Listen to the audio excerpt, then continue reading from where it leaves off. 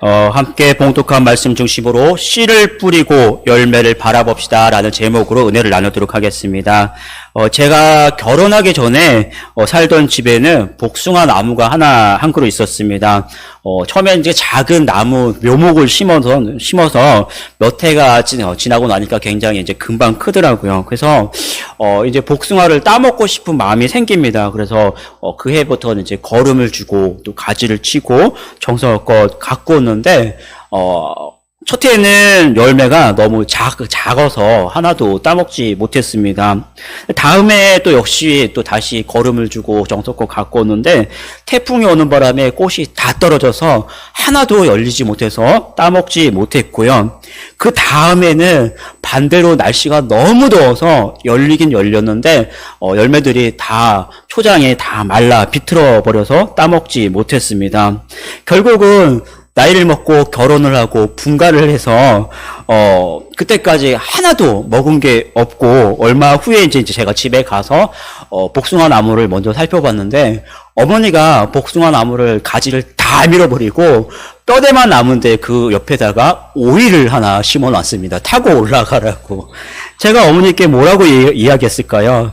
진작에 그렇지 먹지도 못할 거 괜히 고생만 하고 기대만 했다 이야기하면 그런 적이 있었습니다.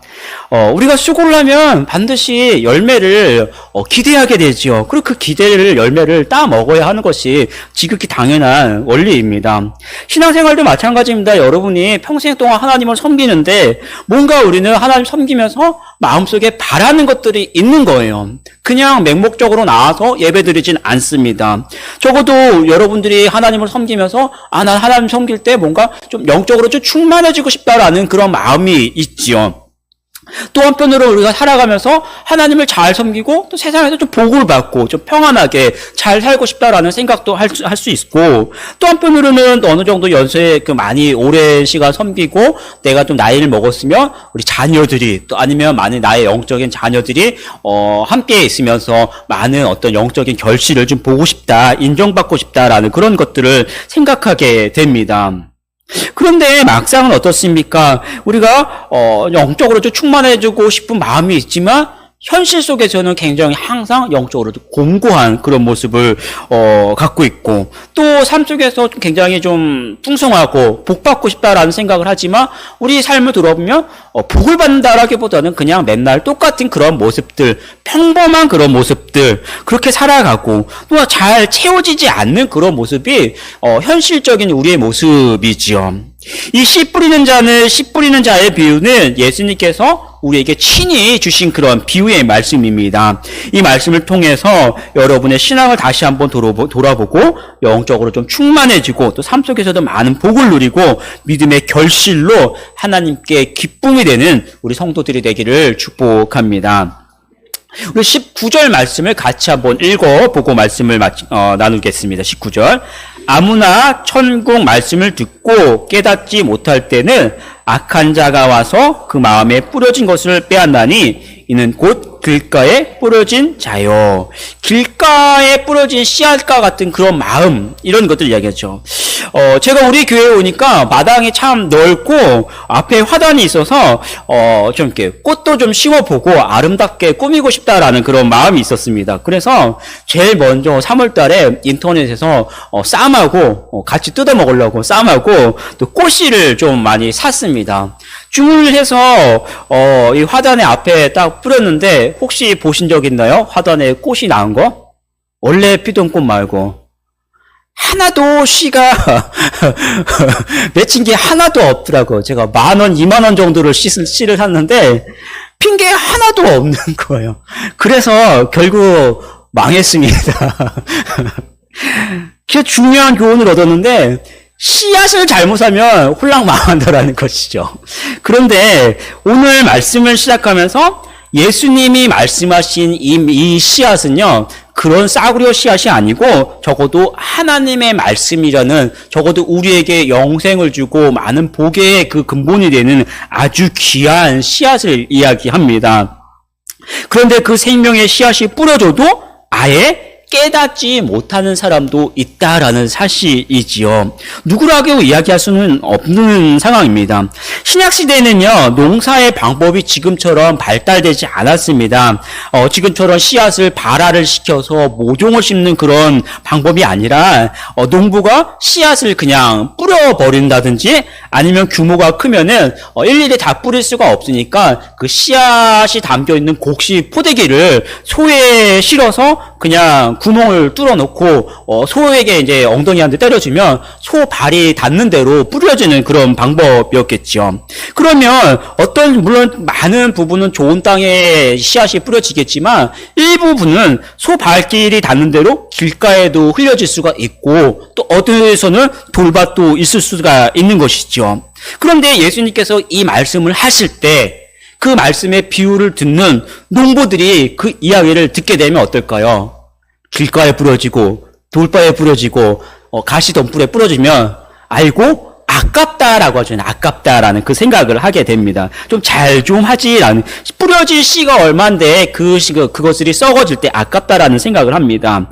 귀한 하나님의 말씀이 뿌려지면 그냥 썩어 없어지는 것이 아니라 그 말씀이 여러분의 심령 속에 자리를 잡아서 우리 믿음을 성장하게 하고 또 이 땅에서도 복을 받을 수 있도록 우리 삶을 이끌어 가야만 합니다. 그래서 중요한 건 뭡니까? 우리가 바로 여러분이 하나님의 말씀을 들을 때 그 말씀을 흘겨 듣는 것이 아니라 그 말씀이 그냥 없어지는 것이 아니라 우리 마음속에 자리를 잡을 수 있도록 우리 마음의 털을 잘 잡아야 한다는 것이죠. 따라서 여러분이 하나님의 말씀을 들을 때는요, 좀 집중해서 말씀을 좀 듣고, 좀 은혜를 받으려는 그런 우리의 노력도 필요합니다. 때로는 보면 좀 제가 장모님하고 이야기하면서도 어떨 때는 좀 멍할 때도 있고, 수요일 저녁이나 오후 예배 때, 우리는 굉장히 밥 잘 먹잖아요. 밥 잘 먹고 날씨가 이렇게 한양 더워지면 멍해지기도 하고 졸기도 해요. 그럼 어떻습니까? 하나님의 말씀은 전달이 되는데 이게 안 들려지니까 길가처럼 사라져버리는 그런 결과를 맺겠죠. 그런 것이 아니라 여러분의 마음 가운데 말씀이 들려지고 말씀이 자리를 잡을 수 있도록 우리도 노력을 해야 합니다. 말씀이 들려지지 않으면 어떻습니까? 우리 말씀을 듣고 신앙이 자라는데 들려지지 않으면 우리 영혼이 메마르게 되는 겁니다.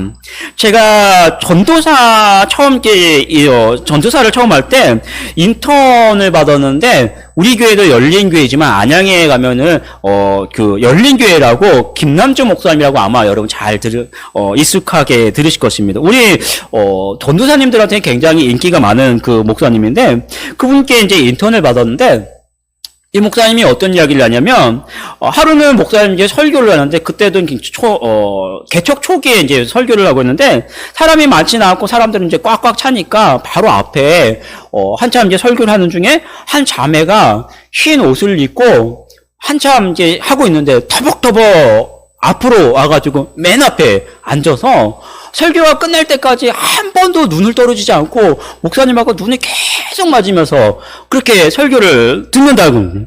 그러더니 갑자기 이 자매가 막 앞에서 막 울기 시작한다는 거예요.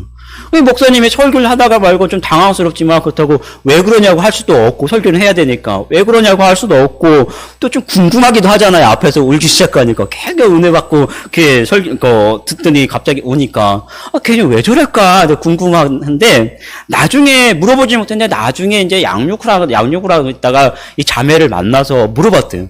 그때 왜 그랬냐고 물어봤는데 자매가 하는 이야기가 뭐냐면은 자기가 목사님이 좋아서 그런 것이 아니라 뭔지 못하는 게 좀 가끔 이제 미묘한 좀 그런 게 있잖아요. 말은 할 수 없는데 좀 마음에 들지 않았던 그런 상황.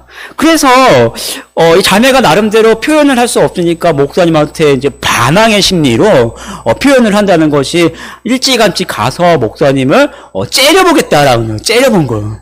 처음부터 끝까지 계속 한 번도 쉬지 않고 계속해서 째려본 거예요. 째려보는데 어떤 일이 벌었을까요? 어쨌든 째려보는데 눈이 떨어지지 않고 계속 귀는 열려서도 말씀을 듣다 보니까 어떠니까 어느 순간에 자기 마음이 열리면서 말씀 앞에 이렇게 울 수밖에 없었다라고 이야기를 하는 겁니다. 그러니까 중요한 거는요, 어쨌든 간에 우리가 하나님의 말씀에 집중해서 듣게 되면 어떤 상황 속에서도 그 들려지는 말씀 속에서 우리 심령이 열리고 말씀 속에서 우리 영혼이 자라난다라는 것입니다. 여러분, 그러니까, 우리 하나님의 말씀이 선포될 때 어떤 상황 속에서도 좀 들으려고 하고 말씀에 대해서 좀 반응하려고 하고 열린 마음으로 하나님의 말씀을 듣고 아멘하면서 받아들이는 우리 성도들이 되기를 축복합니다.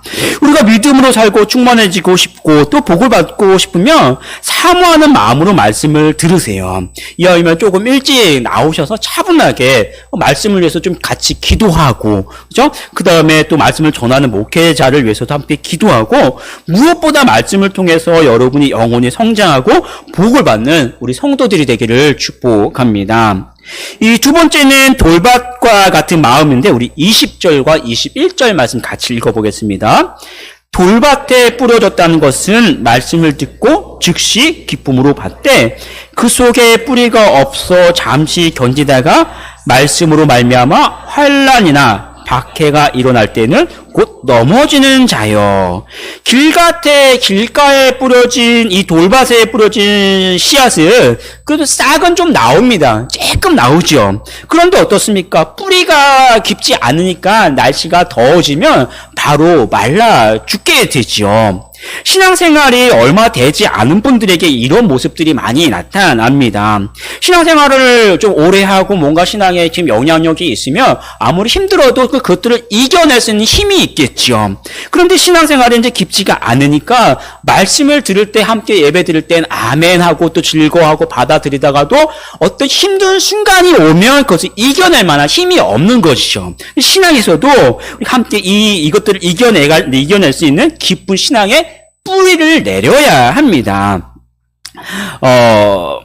오랜 신앙의 경력이 있다든지, 오랜 신앙의 경력이 있으면 아무리 힘들어도 금방 포기할 수가 없겠죠.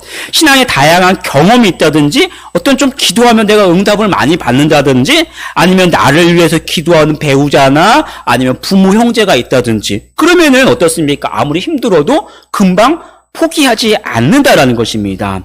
어떤 끈끈한 신앙의 동역자의 어떤 권고나 관계, 이런 분들과 깊은 관계가 있으면 힘들어서 내가 한두 주 쉰다 하더라도 금방 찾아와서 왜 그러냐 같이 기도하고 또 이어질 수가 있겠죠. 아니면 신앙에 많은 추억이 있었으면 좋겠습니다. 여러분들이 우리 교회를 나오면은 옛날부터 쌓았던 추억이 있잖아요. 여기서 뭐 고기 구워 먹던 추억도 있고, 뭐 또 놀러 갔던 추억도 있고, 부흥회 하던 추억도 있고, 그러면 아무리 힘들어도 한두 주 쉴지는 모르지만 신앙을 포기하지는 않는다라는 거예요. 여러분이 힘들 때 물론 말씀을 더 가까이 하고 기도도 하지만 정말로 중요한 거는 그 내가 힘들 때 나와 함께하고 나를 잡아줄 수 있는 그런 사람들이 있으면 우리는 포기하지 않습니다. 그런 사람들을 어디 가서 찾을 수 있을까요? 세상에서는 찾을 수가 없어요. 교회에 와서 찾게 되는 것이죠. 그래서 교회가 예배만 드리는 곳이 아니라 교회에 나와서 성도가 함께 교제하고 또 그 교제 속에서 서로의 아픔과 또 힘든 것을 나누고 함께 기도할 때 우리가 신앙의 그 깊은 그 뿌리를 더 깊이 내릴 수가 있는 것입니다. 그래서 제가 강조하는 것 중에 한 가지가 뭡니까? 전도회를 그래서 하게 되는 거예요. 예배만 드리고 갚버리는 것이 아니라 한 달에 한 번은 전도회로 모여서 같이 모이면서 내 얘기도 하고 내가 이렇게 지난달에 이런 좀 좋았던 것들이 있더라. 아니면 내가 좀 이렇게 힘드니까 나를 위해서 좀 같이 기도해 달라라고 하면 그 기도 그 말 한마디 때문에 내가 힘들 때 같이 버틸 수가 있는 거예요. 그 이야기 때문에 정말 나 혼자 끙끙 앓고 있었는데 같이 전도해서 모이면서 아 그랬냐 미안하다 나 몰랐다 같이 기도해 주면서 같이 기도할 때 좀 힘이 될 수 있고 또 내가 넘어지지 않는 그런 상황이 되겠죠. 지난번은 우리가 첫 번째 달이니까 다 같이 중국집에 각각 가서 짜장면도 먹고 또 환영회도 했겠지만 물론 앞으로도 그랬으면 좋겠지만 이제 앞으로는 매달 한 달에 한번 짜장면 먹으러 갈 수는 없잖아요. 그죠? 다음 달에는 좀 교회 안에서도 옹기종기 모여서 같이 그렇게 기도 제목도 좀 나누고 교제하는 그런 시간을 마련하기를 바랍니다. 우리가 예배도 물론 뜨겁고 은혜로야 하지만 믿음 안에서 친밀하게 교제하고 믿음으로 하나가 돼서 여러분 신앙이 크게 성숙하고 많은 결실들을 맺어가는 우리 성도들이 되기를 축복합니다. 세 번째는 가시떨기 같은 그 마음을 이야기합니다. 우리 22절 말씀 같이 읽어보겠습니다. 가시떨기에 뿌려졌다는 것은 말씀을 들으나 세상의 염려와 재물의 유혹에 말씀이 막혀 결실하지 못하는 자요. 가시떨기 속에 있으면요, 이 싹이 죽지는 않더라고요, 보니까. 죽지는 않는데 더 이상 크지도 않는다라는 거예요. 이런 분들을 어디서 많이 찾냐면, 이런 유형이 한국교회 그 기성 성도들한테 굉장히 많이 나타나고 있습니다. 교회 다닌 지 한 10년 정도 지났어요. 그러니까 아무리 힘든 일이 있어도 교회 신앙 포기하지는 않는다라는 거예요. 그죠? 웬만한 거 다 알아요. 이길 수 있어요. 그런데 그렇다고 해서 더 이상 신앙이 자라나고, 또 기도를 하면 막 뜨겁고, 또 은혜를 받지도 않고, 이도저도 아닌 그런 모습들을 대부분이 많이 갖고 있는 것입니다. 또 흔들리지 않으니까 포기하지도 않는데, 성장도 하지 않으니까 그냥 적당히 살면서 적당히 섬기는 게 되게 많은 기성시대 성도들에게 많이 나타납니다. 알기는 아는데 아직까지 전도의 결실도 없고, 또 기도해야 하는 건 아는데 그렇다고 기도해서 또 응답을 받거나 뜨거워지지도 않고, 또 말씀은 듣긴 듣지만 다 알지만 어떤 큰 변화의 모습들, 큰 복을 누리지도 않고 어정쩡한 그런 모습들이 마치 가시떨기 속에서 그냥 적당하게 살고 있는 그런 모습이죠. 그러면 어떻습니까? 적당히 만족하는 것이 아니라 다시 한번 진지하게 우리 신앙을 돌아보고 이제 그 가시떨기를 지나서 신앙이 성장할 수 있는 단계로 나아가야 합니다. 예수님은 세상의 염려와 재물의 유혹이 말씀이 막혀있기 때문이라고 이야기합니다. 그것이 재물이 세상의 걱정거리가 우리 신앙을 막고 있는 어떤 가시떨기가 되겠지요. 여러분, 저도 우리 교회 와서 농사라는 것을, 텃밭 농사라는 걸 좀 한번 해봤는데, 봤더니, 맨 처음에 심은 곳이 딸기였습니다. 근데 딸기를 지금 걷어들이고 있거든요. 딸기가 어떨까요? 심고 말았더니 요만해요. 애들이 처음에는 호기심으로 막 땄는데 맛이 없으니까 가지도 않습니다. 4월, 5월이 되면 중요한 게 뭐냐면은 비료를 다시 줘야 돼요. 거름을 다시 줘야 이게 쑥 큰다라고 하는데, 저는 안 했죠. 심어놓고 말았더니 걷어들일 게 없어요.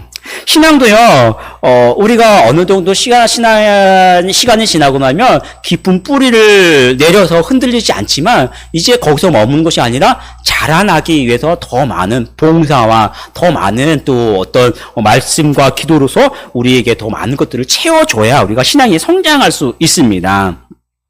교회 다니고 시간이 흐르고 알 것은 다 알았으니까 끝나는 것이 아니라 이제 더 성장할 수 있도록 더 많은 것들을 해야 하지요. 그래서 어느 정도 시간이 흐르고 나면 교회에서 다양한 봉사를 맡기게 됩니다. 교사를 좀 해주세요. 뭐 찬양대 같이 해주세요. 뭐 청소도 같이 합시다. 전도도 같이 합시다라고 이야기합니다. 그것은 뭡니까? 그런 활동을 통해서 같이 교제하게 되고, 그런 활동을 통해서 또 같이 또 신앙이 성장할 수 있는 기회가 되겠죠.